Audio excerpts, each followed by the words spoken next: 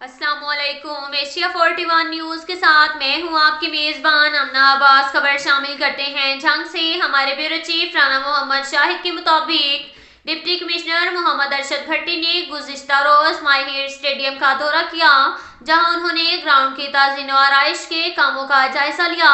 اس موقع پر chief officer ضلع council خالد گاڑا بھی ان کے ہمراہ تھے۔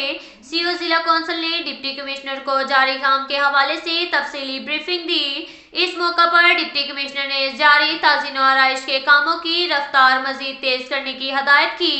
ڈپٹی کمشنر نے کہا کہ اسٹیڈیم کی تزئین و آرائش کے حوالے سے جاری کاموں کی کوالٹی پر کوئی سمجھوتہ نہیں کیا جائے گا۔ انہوں نے مزید کہا، نوجوان نسل کو کھیلوں کی سہولیات کی فراہمی ترجیحات میں شامل ہے۔ اسٹیڈیم کی تزئین و آرائش سمیت کھیل کی تمام سہولیات فراہم کی جائیں۔ اس کے ساتھ ہی ایک اور خبر شامل کرتے ہیں جھنگ سے۔ ہمارے بیورو چیف رانا محمد شاہد کے مطابق ڈپٹی کمشنر محمد ارشد بھٹی کی ہدایت پر اسسٹنٹ کمشنر 18 ہزارے غلام شبیر ڈوگر نے بنیادی مرکز صحت منڈے سید کا اچانک دورہ کیا، جہاں پر انہوں نے مختلف شعبوں علاج معالجہ کی مجموعی صورتحال کا جائزہ لیا۔